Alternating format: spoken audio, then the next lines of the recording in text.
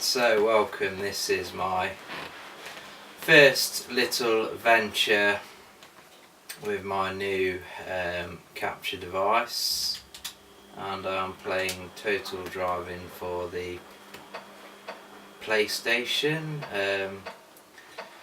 So yes, it is a racing game with multiple styles of racing. We've got like sports cars, rally cars, Indy cars, buggies, Dakar rally type cars, and some stages across the world. I don't think to begin with that all of the stages are unlocked. I've just been playing this game for a bit, and like I say, this is my first video with the Elgato Game Capture HD. So what are we going for? We've done Scotland 1, so there should be Scotland 2 somewhere.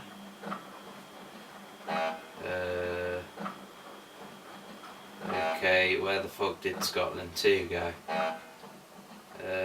Well, so I guess we'll go with Scotland 1 then.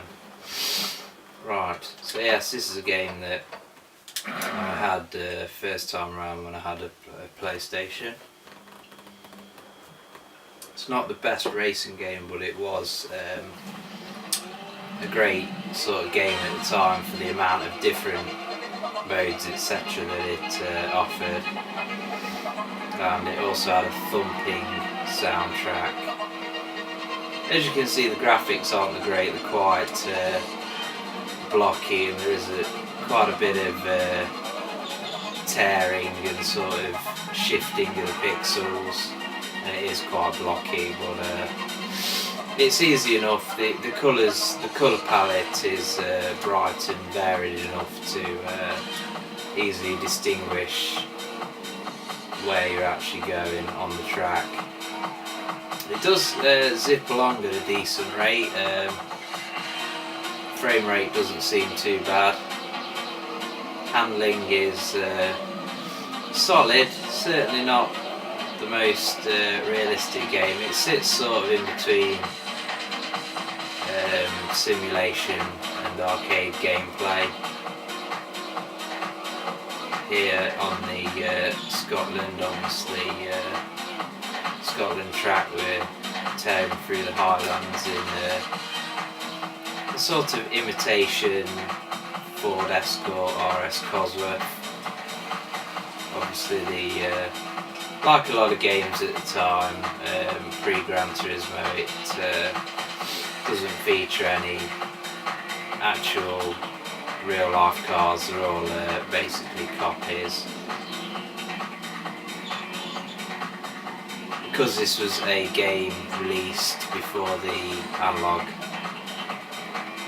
controller, you do have to use the D-pad. I should have mentioned that I'm playing this game at the minute on the PlayStation 3. I've yet to try the capture device out with anything else yet, so probably get around to playing something on the PlayStation 1 with it at some point.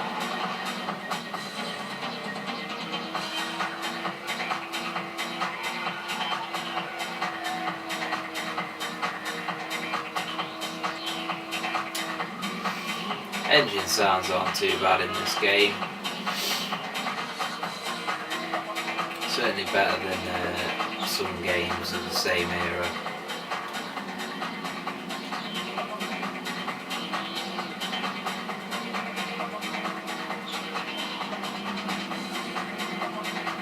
I believe the sequel to this game, although there was never actually a true sequel, but I believe that Max Power Racing on the PlayStation 1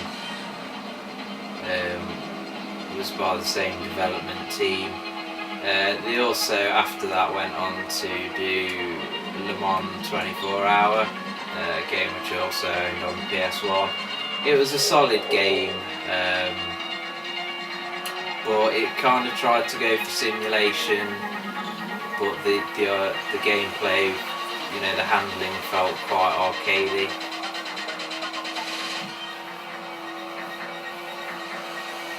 Obviously, as I'm recording this video, I'm not looking into the camera because I'm looking at the TV. Just thought I would mention that before somebody just comments absolute bollocks in the comments section. That's what people do. They like to comment absolute bollocks. I always used to like this kind of wooded area here.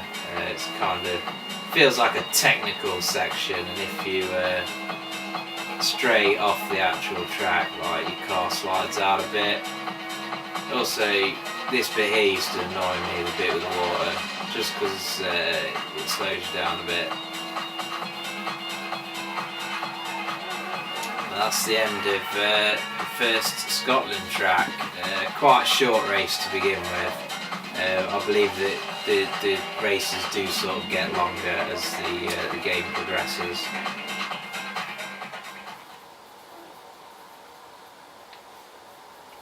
Unfortunately, I have just realised that I've got some washing in the washing machine, and I'll go for the buggies. And the door is open because the camera is like in the doorway, so that was a bit of an epic fail. But like I say, this video is mainly testing the capture card because I don't know what it's going to come out like at all.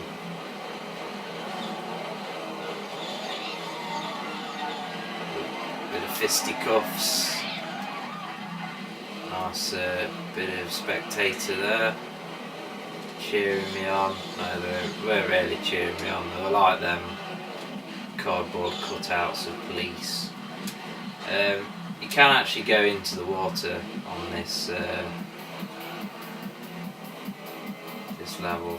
One thing I did think was kind of interesting about this game is that you can sort of stray off the track a little bit. If you go over the barrier, it doesn't necessarily reset you back onto the actual track you're supposed to be on straight away. It will let you sort of explore the surroundings, and that does come into play in the game later on, because in certain places you'll see like an orange orb, I think they're orange anyway, like an orb in the scenery, and if you can drive off the track and get the orb, it's actually a secret race. So yeah, there is some method to the madness of sort of being able to go off track. And there are variations as well. There are bits of the tracks that are closed off that when you get to the later variations of the tracks as you progress, they will open up. And I thought what was interesting about the game was not did it just change the routes. For example, say this part of the track here where there's like a fence stopping you going in the lava, like in a later iteration of this level they might actually take away the fence and increase the difficulty by making it possible to actually crash into the lava. So I thought that was kind of interesting. But in the Scotland one, I remember sort of like the same thing, but there was like boulders as well that were just like dumped in the middle of the track, so you'd have to sort of navigate around them.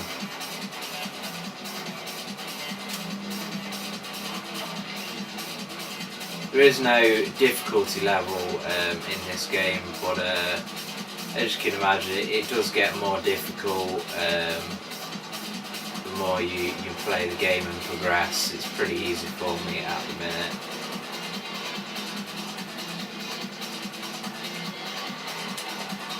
I think this was probably actually the first game that I put in when I got my PlayStation.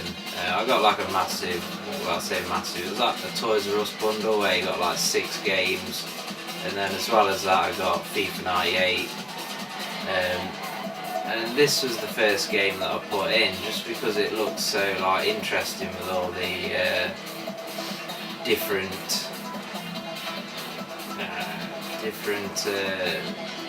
styles of racing and whatnot.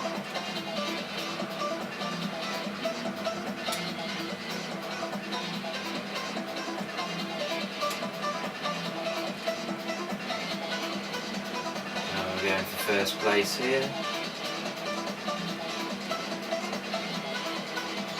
Later on you'll get sort of like Paris-Dakar vehicles that you race these same levels on. You do have different teams, and the different teams have like different cars. Well, some of them share the same cars with different liveries. Well, they do handle slightly differently.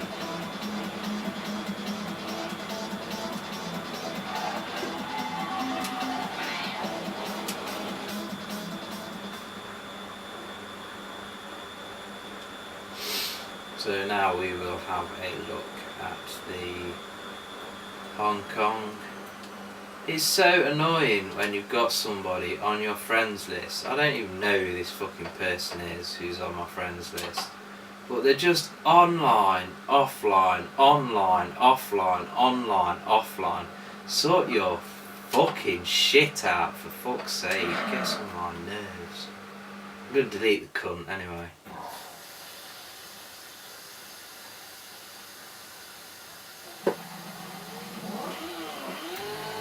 Here we go. Here in the sports car category, I'm gonna call it that. And we've spun that car like it's Destruction Derby.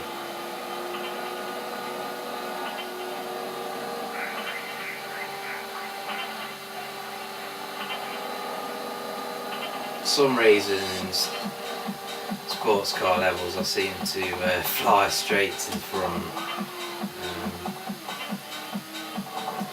One thing's interesting, that if you use the brakes it just makes you sort of go into spin.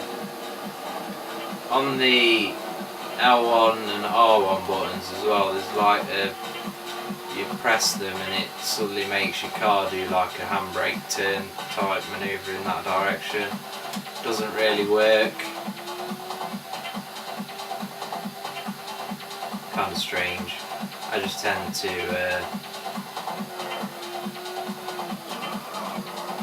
you sort of get in a mess if you try and brake, so I sort of tend to just use the accelerator and slow down for corners, only brake in emergencies.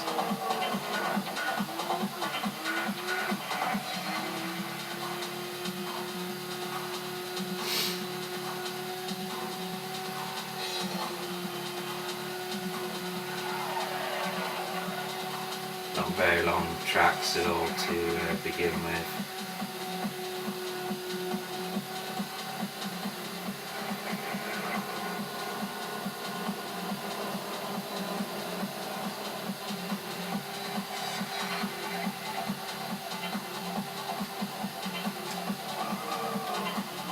Getting a bit sketchy with the brakes again there, would it? Again, no, should never brake mid-corner. Always bad news. We have different, we've got different views. Well, we've got two different views. First person and first person's kind of nice because it's very low to the ground, giving you that sort of sensation of speed.